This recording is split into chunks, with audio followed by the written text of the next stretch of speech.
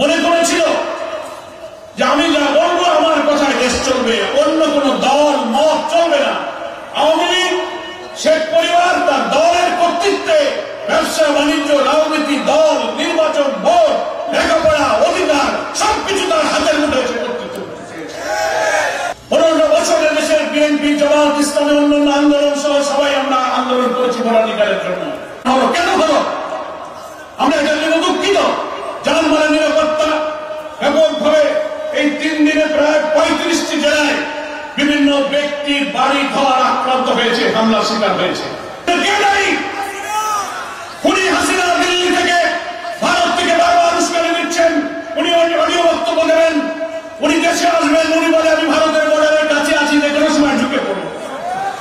আর এখানে উস্কানি দেয় এখানকার আওয়ামী দোসররা, বলে আপা আপনি আসেন, আমরা খুব কষ্টে আছি, এর জন্য চালায় যাওয়া হয়ে আসতেছি। কখনো বলে কুমিল্লার সীমান্ত ওখান দিয়ে ঢুকবে, দেশের অংশ আলাদা করে ফেলবে। দুঃখজনক ভাবে ভারতের শাসক বিজেপি সরকারের মন্ত্রী মিনিস্টাররা উস্কানিমূলক বক্তব্য নিয়ে বাংলাদেশের ফ্যাসিবাদের মাস্টার মাইন্ড খুনি হাসিনা, যার বিরুদ্ধে মানবতা বিরোধী অপরাধের ট্রাইব্যুনাল থেকে ওয়ারেন্ট জারি করা হয়েছে, 200 অধিক মামলা তার নামে হয়েছে, তারপরে ওয়ারেন্ট দেওয়া হয়েছে। এই খুনির আসামি, ওয়ারেন্টের আসামিকে ভারতের আশ্রয় দেওয়া আন্তর্জাতিক আইনের লঙ্ঘনকারী করেছে। আসসালামু আলাইকুম ওয়া রাহমাতুল্লাহ। সুপ্রিয় দর্শক, নেত্রকোনা জেলা জামাতের কর্মী সম্মেলন অনুষ্ঠিত হয়েছে। সেখানে প্রধান অতিথি হিসেবে উপস্থিত ছিলেন বাংলাদেশ জামাতে ইসলামের সেক্রেটারি জেনারেল অধ্যাপক মিয়া গোলাম পরোয়ার সাহেব। তো দর্শক, এখানে আমিরে জামাত যেতে পারেননি। আপনারা জানেন যে আমিরে জামাত বৃদ্ধ মানুষ, তারপরে মনে হয় তিনি যেন 30 বছরের যুবক। এই একটা মানুষ আর কত জায়গায় যাবে? দেখেন, কখনো সিলেট, কখনো ঢাকা, কখন কোথায় যেতে হচ্ছে। মানে আমরা যেহেতু জামাত শিবিরের ভিডিও নিয়ে আমরা কাজ করি, আমরা জানি যে কতটা পরিশ্রম করতে হয়, কতটা জার্নি করতে হয় এই বৃদ্ধ মানুষটাকে। তো সেখানে যেতে পারেনি। সেখানে অধ্যাপক মিয়া গোলাম পরোয়ার সাহেব তিনি প্রধান অতিথি হিসেবে গেছেন এবং সেখানে অসাধারণ একটা বক্তব্য দিয়েছেন তিনি। এই বক্তব্যটা আমার কাছে খুবই ভালো লাগছে, এই কারণে আপনাদের সাথে শেয়ার করলাম। তো প্রিয় দর্শক, বেশি দেরি না করে চলুন আমরা আগে অধ্যাপক মিয়া গোলাম পরোয়ার সাহেবের সেই কর্মী সম্মেলনের ভিডিওটা দেখে আসি। আসসালামু আলাইকুম ওয়া রাহমাতুল্লাহি ওয়া বারাকাতুহু। সবাই ভালো আছেন? 5ই আগস্টের আগে কেমন ছিলেন? খুব সুবিধা না? এখন ভালো? তাহলে আমরা আল্লাহর শুকরিয়া আদায় করি। কেমন? আলহামদুলিল্লাহ, আলহামদুলিল্লাহ রাব্বিল আলামিন, সালাতু ওয়াস সালামু আলা সাইয়্যিদিল মুরসালিন ওয়া আলা আলিহি ওয়া সাহবিহি আজমাইন। বাংলাদেশ জামাত ইসলামীর নেত্রকোনা জেলা শাখার উদ্যোগে আয়োজিত আজকের ঐতিহাসিক কর্মী সম্মেলনের সংগ্রামী সভাপতি, সম্মানিত জেলা আমির, বাংলাদেশ জামাত ইসলামীর কেন্দ্রীয় মজলিস শুরার সম্মানিত সদস্য, বিশিষ্ট আলেমে দ্বীন মাওলানা সাদেক আহমদ হারিস, আজকের এই কর্মী সম্মেলনে আপনারা দেখতে পাচ্ছেন মঞ্চে উপবিষ্ট সম্মেলনের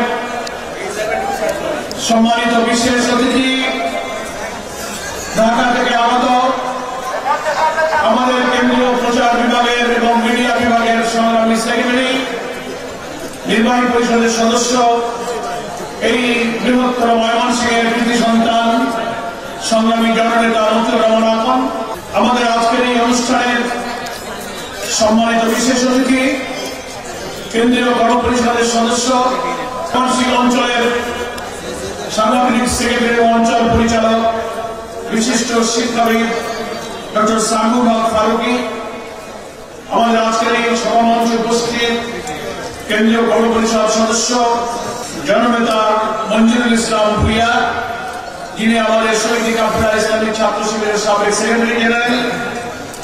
এখানেও উপস্থিত আছেন সম্মানিত অতিথি, এই নেত্রকোনার কৃতি সন্তান, বিশিষ্ট আলেমে দ্বীন, তামিলুল মিল্লাত কামিল মাদ্রাসার অধ্যক্ষ ডক্টর মুফতি আবু ইউসুফ খান।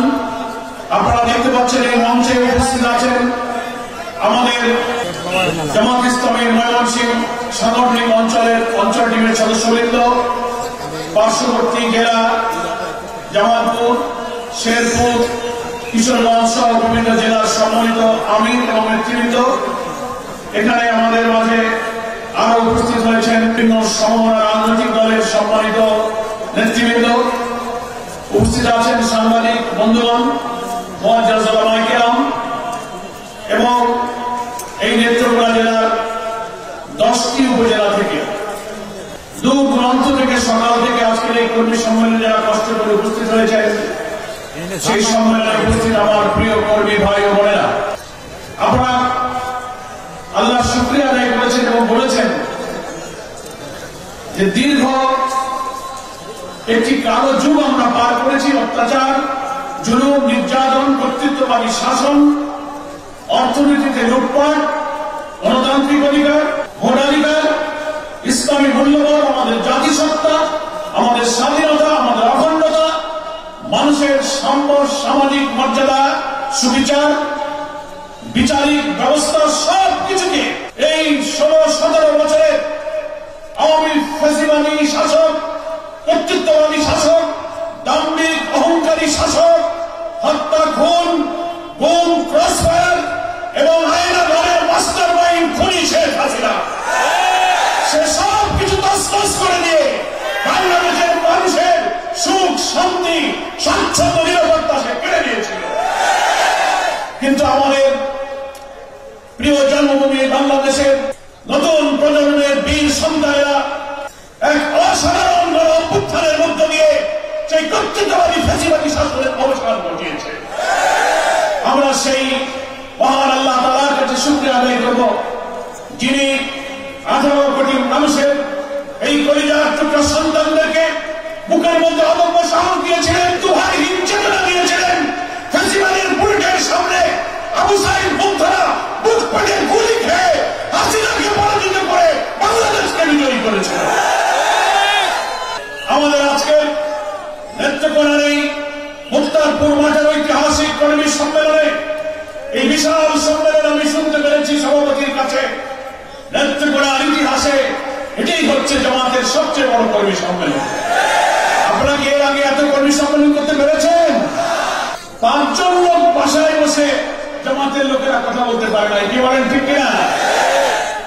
বলে নাশকতার ষড়যন্ত্র করতেছে, বাসার থেকে ধরে নিয়ে হাতে বোমা দিয়ে মামলা দিয়েছে, মিছিল করা যায়নি, মিটিং করা যায়নি, অফিস বন্ধ।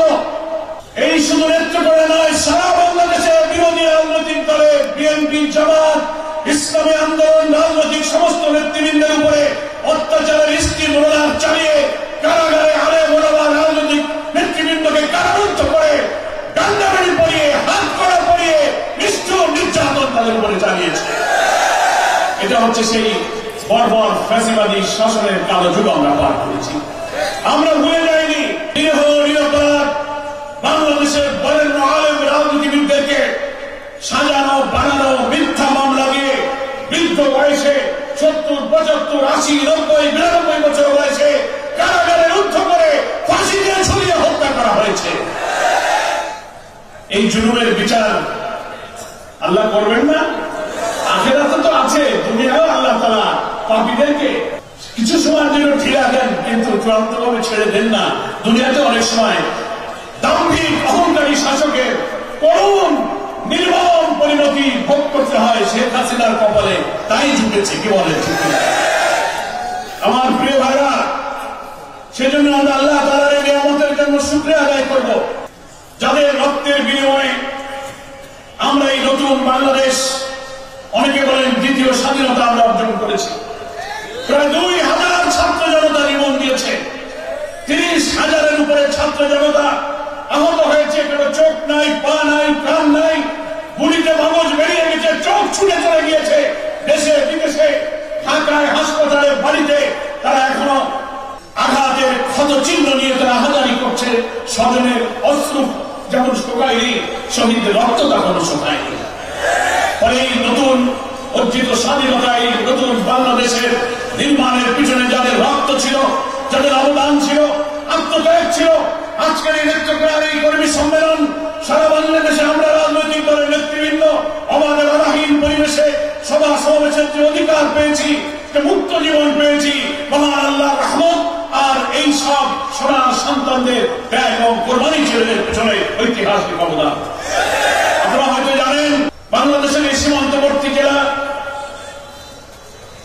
নেত্রকোনার 17 জন তরুণ ছাত্র জনতা ঢাকা সহ দেশের বিভিন্ন স্থানে এই ছাত্র গণ অভ্যুত্থানে তারাও জীবন দিয়েছে। ফলে নেত্রকোনার সন্তানরাও কিন্তু ওই ঐতিহাসিক বিজয়ের গর্বিত অংশীদার। আমরা তাদের প্রতি কৃতজ্ঞতা জানাই। মহান আল্লাহ তাআলার কাছে দোয়া করি, আল্লাহ এই 18 কোটি মানুষের শরীর শাসনের জগদ্দল পাথর থেকে মুক্তি, অন্যায় অসত্যের বিরুদ্ধে সংগ্রাম করতে গিয়ে যারা রক্ত দিয়েছে, জুলুমের বিরুদ্ধে যারা জীবন দিয়েছে, তুমি তাদের শাহাদাতকে মঞ্জুর করো। যারা আহত হয়ে এখন এই বিজয়ের স্বাদ ভোগ করতে পারছে না, ঘরের মধ্যে বসে কান্নাকারি করছে, কারো কি পিতা, কারো মা, কারো সন্তান, কারো শিশু চিৎকার করছে, তাদের আহতদেরকে আল্লাহ তুমি সুস্থতা দান করো, তাদের হৃদয়ের মধ্যে প্রশান্তি দান করো। সংগ্রামী নেত্রকোনাবাসী, আমরা তাই বলছিলাম এই গণ অভ্যুত্থানের মধ্য দিয়ে আমরা যে নতুন বাংলাদেশ পেয়েছি, যে বাংলাদেশে আমাদের ভোটাধিকার এক সময় ছিল না, গণতান্ত্রিক অধিকার ছিল না, ইসলামী মূল্যবোধ আমরা নিজেরা রক্ষা করতে পারিনি, আইনের শাসন বিচারিক আদালতে দলীয় এবং দুর্নীতির মাধ্যমে বিরোধী দলকে দমন করার জন্য আদালতের ঘরে বন্দুক রেখে আমাদেরকে ফায়ার করা হয়েছে। সেই কালো যুগে আমরা অবসান ঘটিয়েছি।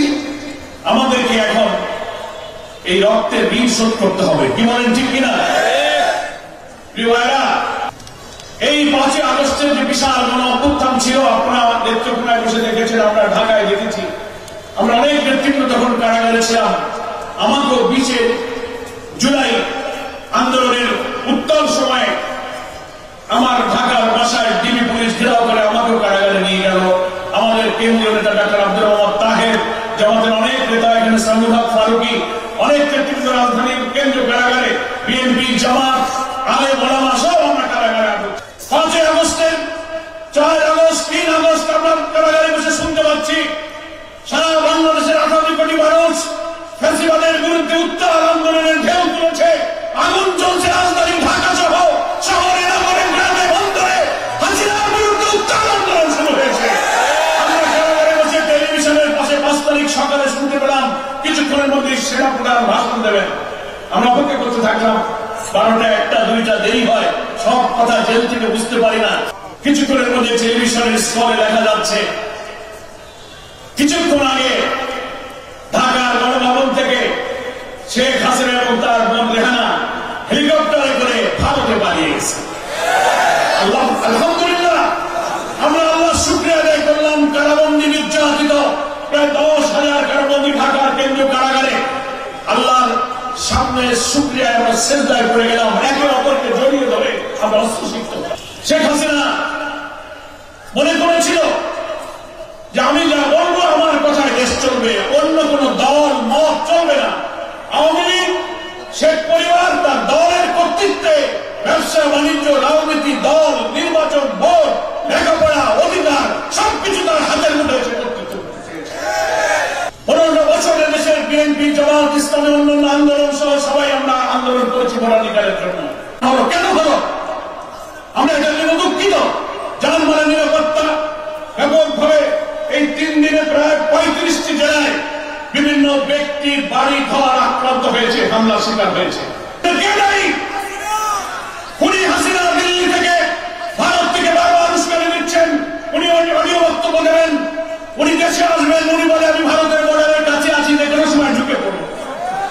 আর এখানে উস্কানি দেয় এখানকার আওয়ামী দোসররা, বলে আপা আপনি আসেন, আমরা খুব কষ্টে আছি, তোমরা চালায় যাওয়া হয়ে আসতেছি। কখনো বলে কুমিল্লার সীমান্ত ওখান দিয়ে ঢুকবে, দেশের অংশ আলাদা করে ফেলবে। দুঃখজনক করে ভারতের শাসক বিজেপি সরকারের মন্ত্রী মিনিস্টাররা উস্কানিমূলক বক্তব্য নিয়ে বাংলাদেশের ফ্যাসিবাদের মাস্টার মাইন্ড খুনি হাসিনা, যার বিরুদ্ধে মানবতা বিরোধী অপরাধের ট্রাইব্যুনাল থেকে ওয়ারেন্ট জারি করা হয়েছে, 200 অধিক মামলা তার নামে হয়েছে, তারপরে ওয়ারেন্ট দেওয়া হয়েছে।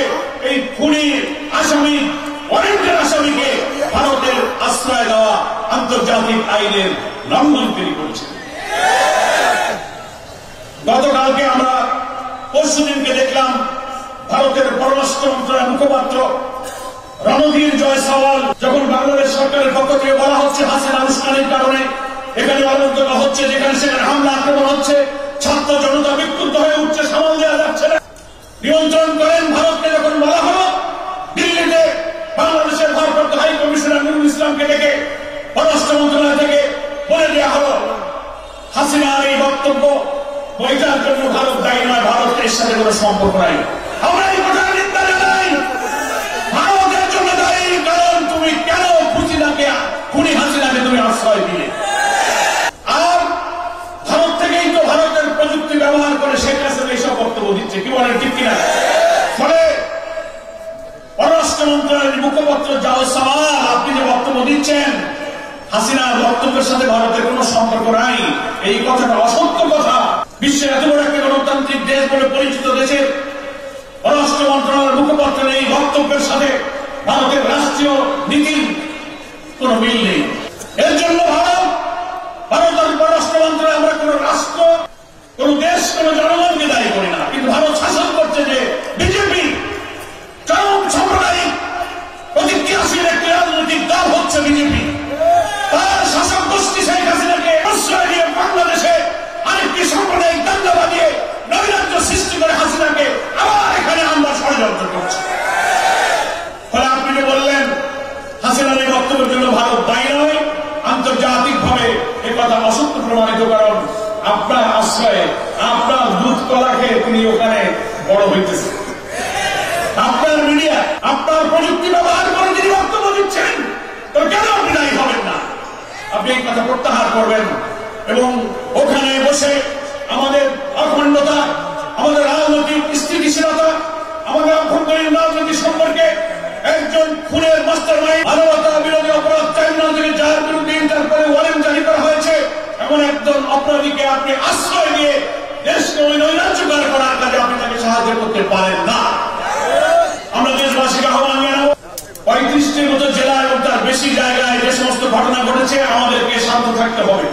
এটা জানি 5 তারিখে সারা দেশে উত্তাল যে আন্দোলন হয়েছিল, 15 বছরের রাজনৈতিক নিপীড়ন, অর্থনৈতিক শোষণ, ধর্মীয় মূল্যবোধ করে আঘাত, মানুষের ন্যায় বিচার করে আকর্ষণ, জুলুম, অন্নহীন, বস্ত্রহীন, নিরন্ন মানুষের যে আহাজারি, সেই ক্ষোভের একটা আউটবাস, একটা গণস্ফোরণের মধ্য দিয়ে 5 তারিখে হাসিনার বিদায় নিয়েছে। এখনো সেই 5ই আগস্টের সংগ্রামী চেতনা মুছে যায়নি। তরুণ ছাত্ররা যখনই হাসিনা উস্কানি পায়, যখনই আওয়ামী ফ্যাসিবাদের দণ্ড পায়, প্রশাসনে যখন তাদের নৈরাজ্যের ইঙ্গিত পায়, তখন তারা হয়তো একটু বিক্ষুব্ধ হয়ে ওঠে। কিন্তু আমরা মনে করি সেই 5ই আগস্টের বিপ্লবের 6 মাস পর এখন আমাদেরকে ধৈর্যের পরিচয় দিতে হবে, কি বলেন ঠিক কিনা? সাধারণ মানুষের বাড়ি ঘরে পরিস্থিতির উপরে আঘাত করা, রাজনীতি দিয়ে আমাদের মোকাবেলা করতে হবে। যা কিছু ঘটেছে, দল মতে উঠে বিক্ষুব্ধ ছাত্র সমাজ হয়তো গণবিস্ফোরণের এই ক্ষোভের জায়গা থেকে তাদের বহিঃপ্রকাশ ঘটিয়েছে। আমরা বলবো আপনারা শান্ত হন। দেশের আইন শৃঙ্খলা পরিস্থিতি, জনগণের জান মালের নিরাপত্তা, এগুলো দেওয়ার দায়িত্ব নাগরিক হিসেবে আমাদের সবার, কি বলে ঠিক কিনা? ব্যাপকভাবে যেসব ঘটনা ঘটেছে এটা অনাকাঙ্ক্ষিত, অনভিপ্রেত হবে। আমার প্রিয় নেতৃত্ববাসী, তাই অরাজকতার পথ ছেড়ে একটি শান্তিপূর্ণ স্থিতিশীল পরিবেশের দিকে আমাদের সকলকে ফিরে আসার জন্য চেষ্টা করতে হবে।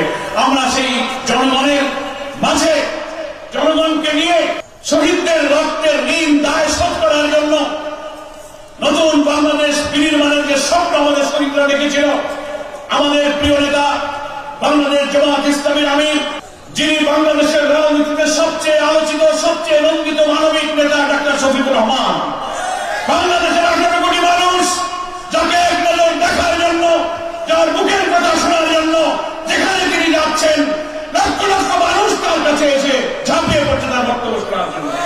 তিনি জাতীয় ঐক্যের ডাক দিয়েছেন। তিনি বলেছেন ফ্যাসিবাদের রাজনৈতিক মৃত্যু নিশ্চিত করতে গেলে আমরা যারা ফ্যাসিবাদ বিরোধী আন্দোলনের রাজপথে ছিলাম তাদের মধ্যে কমন ইস্যুগুলোতে একটি জাতীয় ঐক্য তৈরি করা বা নির্বাচনের লক্ষ্যে এই অন্তর্বর্তীকালীন এই রাজনৈতিক সরকারকে সহযোগিতা করে আমাদের একটা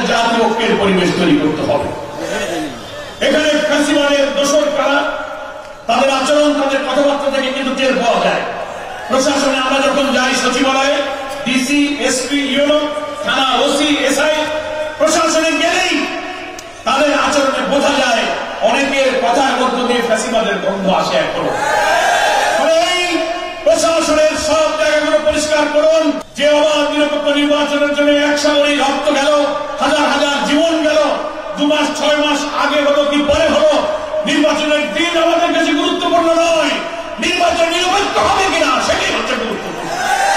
আমরা যদি 15 বছর অপেক্ষা করতে পেরে থাকি, 2 মাস 6 মাস আগে হবে কি পরে হবে, প্রশাসনকে পরিচ্ছন্ন করে সংস্কার করে নির্বাচন করতে যেটুকু টাইম লাগবে, জামাত ইসলামী সেই সময় দিতে প্রস্তুত আছে। আমরা তাড়াহুড়োর পক্ষে নই, কি বলেন ঠিক কিনা?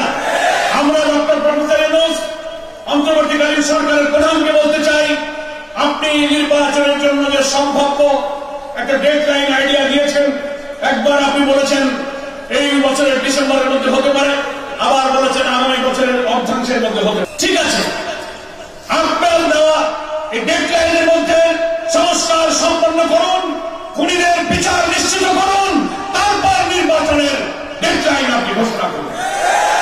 সেই নির্বাচনে জামাত ইসলামী এই সরকারকে সহযোগিতা করবে। যদি অন্তর্বর্তীকালীন সরকারের একটি অবাধ, গ্রহণযোগ্য, পার্টিসিপেটরি, ইনক্লুসিভ, ক্রেডিবল একটা ইলেকশনের পথে কেউ বাধা তৈরি করে নতুন নতুন উস্কানি দিয়ে দেশকে অস্থির করতে চায়, বুঝতে হবে এরা ইলেকশনকে বিলম্বিত করার চেষ্টা করছে। এরা আমাদের দেশপ্রেমী ছাত্র জনতার রক্তের সাথে কিন্তু সম্মান দেখাচ্ছে না, এদের অসৎ উদ্দেশ্য। এই জন্য আমরা সরকারকে বলছি, জনগণ আপনার সঙ্গে আছে, দেশকে আপনি শান্ত রাখুন। আপনার উপদেষ্টা পরিষদে যারা আছে, আমরা জানি তারা জ্ঞানী বুদ্ধিমান, রাজনীতি আপনারা করেন না, কিন্তু আমাদের অনেক সিদ্ধান্ত, অনেক পলিসি রাজনীতিকে কিন্তু প্রভাবিত করে। এই দেশেরই মানুষ, এখানেই বড় হয়েছেন। এই স্বাধীনতার 53 বছর ধরে কারা সরকার চালিয়েছে, দেশ চালিয়েছে, কাদের আচরণ কি, তাদের চরিত্র কি, কারা যোগ্য অযোগ্য, কারা দলবাজ, কারা দুর্নীতিবাজ, কারা চাঁদাবাজ, সকলকে আপনারা কিন্তু চেনেন। ফলে আপনি ভয় পাওয়ার কিছু নেই। একটা সুষ্ঠু নির্বাচনের জন্য আপনি সামনের দিকে এগিয়ে আসবেন এবং জামাত ইসলামের সংগ্রামে আমি বাংলাদেশে একটি নতুন বাংলাদেশ, একটি স্বপ্নের বাংলাদেশ, বাংলাদেশের জন্য আমাদের ছেলেরা রক্ত দিয়েছে, সেই নতুন বাংলাদেশ গড়াকে ডাক দিয়েছে। সেই বাংলাদেশ গড়ার জন্য নেত্রকোনাবাসীকে এগিয়ে আসতে হবে। আপনারা কি সবাই প্রস্তুত আছেন? সেই নতুন বাংলাদেশ কোন বাংলাদেশ? যে বাংলাদেশে ক্ষুধা, দারিদ্র, শিক্ষা, চিকিৎসা, বাসস্থানের কোনো অভাব হবে না, যে বাংলাদেশে ন্যায় বিচার থাকবে, মজলুমের পক্ষে সরকার থাকবে, খাদ্যের অভাব থাকবে না, অন্নহীন, বস্ত্রহীন, নিরন্ন মানুষের আকুতি থাকবে না। রাসূল সাল্লাল্লাহু আলাইহি ওয়াসাল্লাম ইসলামিক কল্যাণ রাষ্ট্রের যে ধারণা দিয়েছেন, একটা ওয়েলফেয়ার স্টেট যেখানে সামাজিক মর্যাদা, মানবিক মর্যাদা, সাম্য, সুবিচার থাকবে, ন্যায় বিচার, সেই ইনসাফপূর্ণ একটি রাষ্ট্র, সমৃদ্ধ উন্নত বাংলাদেশ হচ্ছে মিজান লিয়াকুমান নাসু বিল কিসত ওয়া আনজালনাল হাদীদ ফীহি বাসুন শাদীদ ওয়া মানাফিউ লিন-নাস। সূরা হাদীদের 24, 25, 26 করে দেখবেন আল্লাহ তাআলা এখানে বলছেন, আমি রাসূলগণকে পাঠিয়েছি, কিতাব পাঠিয়েছি, বাইয়িনা পাঠিয়েছি, মিজান পাঠিয়েছি, এই জন্য লিয়াকুমান নাসু বিল কিসত, মানে হচ্ছে সমস্ত বিশ্ব মানবতা, হিন্দু, মুসলিম, বৌদ্ধ, খ্রিস্টান, ধর্ম, বর্ণ, জাতি, হোল ম্যানকাইন্ড, হোল হিউম্যানিটিকে ইস পরে সুবিচার, ইনসাফ, জাস্টিস, কোরআন শরীফের কিসতের যে তাফসীর করা হয়েছে, সব মানুষের হক, যার হক সে পাবে, এটার নাম সুবিচার, এটা হচ্ছে কিসত। লিয়াকুমান নাসু বিল কিসত, সমস্ত মানব জাতি যেন সুবিচারের উপরে দাঁড়িয়ে দিতে পারে, কায়েম হতে পারে। এই জন্যই রাসূলগণ এসেছে, কিতাব এসেছে, বাইয়িনা এসেছে, মিজান এসেছে, ওয়া আনজালনাল হাদীদ। একটা রাষ্ট্র শক্তির উপকরণে হাদীদ শব্দ আল্লাহ ব্যবহার করেছেন এবং মানবতার কল্যাণ এবং সুশাসনের জন্য এই সুবিচারের ব্যবস্থা আল্লাহ তাআলা কায়েম করতে বলেছেন। ফলে সুবিচার মানুষের আইন দ্বারা হবে না, সুবিচার হবে নির্ভুল জ্ঞানের উৎস আল্লাহর কালামের ভিত্তিতে। আমরা জামাত ইসলামী সেই সুবিচার এবং বরকতের বাংলাদেশ কায়েম করতে চাই। 5ই আগস্টের বিপ্লবের পর আমাদের সেই নতুন কল্যাণ রাষ্ট্র গঠনের পথ আমাদের সন্তানরা খুলে দিয়েছে। এখন সেই নতুন বাংলাদেশের পথে আমাদের অভিযাত্রা, সেই বাংলাদেশ আমাদের করতে হবে। সেই রাষ্ট্রে ভাত, কাপড়, বাসস্থানের অভাব হবে না। আল্লাহ নবী বলেছেন, রাষ্ট্রের দায়িত্ব হলো সব মানুষের অর্থনৈতিক সমস্যা সমস্যার সমাধান করা। সকলকে কাজ দাও, খেতে দাও, পড়তে দাও। যার কাজ দিতে পারবে না, চাকরি দিতে পারবে না, বেকার থাকবে, প্রত্যেক বেকারকে বেকার ভাতা দিতে হবে। এটাই হচ্ছে কল্যাণ রাষ্ট্রের, এটা দিতে হবে। সেই রাষ্ট্রই হচ্ছে কল্যাণ রাষ্ট্র।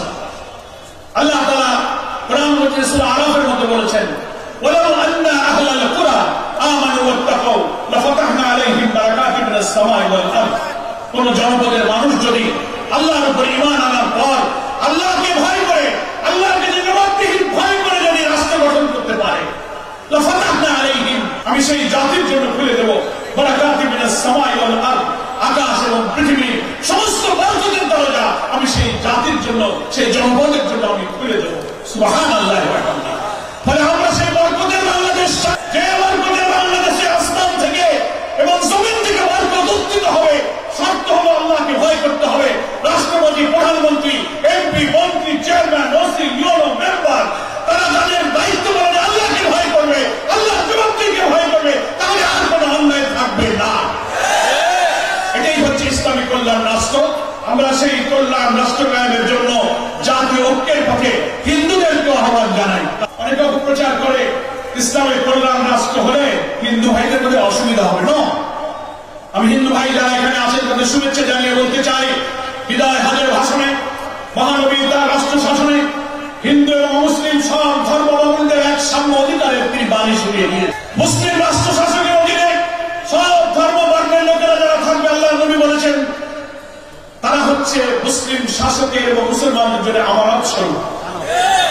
সাংবিধানিক, রাজনৈতিক সমস্ত অধিকার মুসলমানরা ভোগ করবে। ওই রাষ্ট্রের সমস্ত ধর্মের লোকেরা হচ্ছে একই। অনেকে বলে ইসলামী সমাজ হলে তোমরা ধর্ম পালন করতে পারবে না, পুজো করতে পারবে না, মুসলমান হইতে হবে। মিথ্যা প্রচার ইসলামের বিরুদ্ধে। তার ধর্ম তার কাছেই থাকবে। তিনি ইসলামের রাজনৈতিক, অর্থনৈতিক, শাসন ব্যবস্থার যে কল্যাণ, সূর্যের আলো যেমন সবাইকে আলো দেয়, আল্লাহর বাতাস যেমন সবাইকে বাতাস দেয়, আল্লাহর কোরআনের বিধান সবাইকে শান্তির বিধান দেবে। এই অর্থনৈতিক, রাজনৈতিক বিধান সব মানুষের শান্তি নিরাপত্তার বিধান। আপনি আপনার ধর্ম পালন করে ইসলামের রাজনৈতিক, অর্থনৈতিক সুবিধা। সেজন্য একটি ইসলামের যে কল্যাণ রাষ্ট্রের বিধান, ইসলামের যে সৌন্দর্য, ইসলামী শাসন, খেলাফতের যে বিউটি অফ ইসলাম, ইসলামের সৌন্দর্য, এটাই হচ্ছে নতুন বাংলাদেশের স্বপ্ন। আপনারা কি এই বাংলাদেশ গড়তে রাজি আছেন? এই নেত্রকোনা আমাদের প্রিয় একটি জেলা, অনেক অনুন্নত। আমি আসার পথে দেখলাম, আমার সৌভাগ্য আজকে যেমন নেত্রকোনার ইতিহাসে প্রথম বড় কর্মী সম্মেলন, তেমনি আমার জীবনে আমি প্রথম আজকে নেত্রকোনায় আসলাম। এটা আমার জন্য বিরাট সৌভাগ্য, আলহামদুলিল্লাহ। কিন্তু দেখলাম রাস্তাঘাটগুলো প্রশস্ত নয়, ছোট ছোট। একটা ডিস্ট্রিক্ট রোডের হাইওয়ে গুলো বড় হওয়া উচিত। এর একটা পর্যটন জেলা, হাজার হাজার পর্যটকরা এখানে আসে। সেখানকার রাস্তাঘাট বড় হওয়া দরকার, মহাসড়কের মতো হওয়া দরকার। এখানে মেডিকেল কলেজ, বিশ্ববিদ্যালয়ের উন্নয়ন অগ্রগতির হারটা খুব স্লো, ধীরে চলছে। এগুলোকে উন্নয়ন অগ্রগতির জন্য অন্যান্য বড় বড় জেলার উন্নয়নের সাথে নেত্রকোনার মানুষের অধিকারের ক্ষেত্রে সাম্য সমতা রক্ষা করতে হবে। সেজন্য অবহেলা, বঞ্চনা আমাদের চলবে না। আমি আপনাদের কাছে তাই বলতে চাই, আসুন আমাদের শহীদদের রক্তে ঋণ শোধ করার জন্য আজকের এই নেত্রকোনা ঐতিহাসিক কর্মী সম্মেলনে আমার ভাই ও বোনেরা যারা হাজির হয়েছেন, আজকে থেকে আমরা শপথ করব, আগামী নির্বাচন আমরা নিরপেক্ষ এবং অবাধ করার জন্য সরকারকে সাহায্য করব। এই নেত্রকোনা জেলায় 5টি নির্বাচনী, জাতীয় নির্বাচনের আসন আছে। জামাত ইসলামী সিদ্ধান্ত গ্রহণ করেছে বাংলাদেশের 300 আসনে নির্বাচনে প্রার্থী দেওয়ার জন্য আমরা চূড়ান্ত প্রস্তুতি গ্রহণ করেছি। নেত্রকোনার 5টি আসনের জন্য আমাদের প্রার্থী চূড়ান্ত হয়েছে। আমাদের রাজনৈতিক দলগুলোর মধ্যে ঐক্যের প্রচেষ্টা চলছে।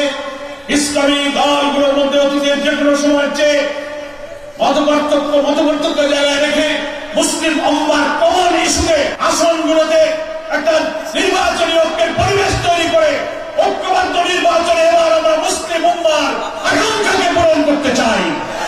সেই ঐক্যের স্বার্থে আমাদের আমির জামাত বলেছেন, জামাত ইসলামকে যদি কোনো ছাড় দিতে হয়, কোনো আসন ছাড়তে হয়, আমাদের নিজেদের মতো করে আসন ছেড়ে যদি সংবিধানের ঐক্য কায়েম করতে হয়, জামাত তার জন্য প্রস্তুত আছে।